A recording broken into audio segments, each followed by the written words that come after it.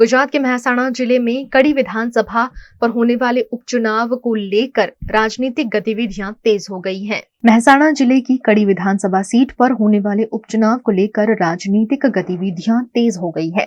भाजपा और कांग्रेस दोनों ही पार्टियों ने प्रत्याशी चयन की प्रक्रिया यानी सेंस प्रक्रिया शुरू कर दी है। भाजपा की ओर से ये प्रक्रिया मेहसाणा जिला भाजपा कार्यालय में आयोजित की गई, जिसमें 3 पर्यवेक्षकों की नियुक्ति की गई।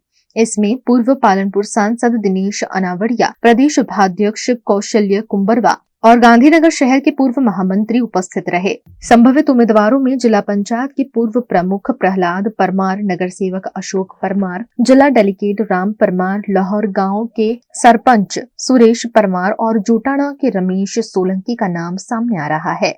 इनमें से किसी एक नाम पर मुहर लगाई जा सकती है। विधानसभा पेटा चूंटणी योजवानी है। अमरा लोकप्रिय धारासभ्य मुरबी करशनभाई सोलंकी अवसान बाद पेटा चूंटणी योजाई रही है। त्यारे आ पेटा चूंटणी माटे 26 तारीखे जाहेरनामु पड्युं।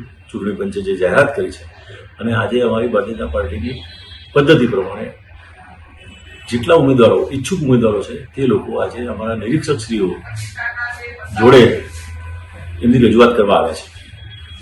आज रजूआत करशे, पछी प्रदेश पार्लामेंटरी बोर्ड और केंद्रीय पार्लामेंटरी बोर्ड एमांथी उम्मीदवारों नक्की करशे।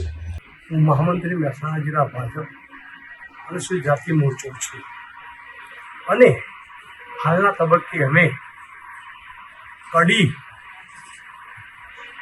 अजा मोर्चा विधानसभानी मान्य श्री करशनभाई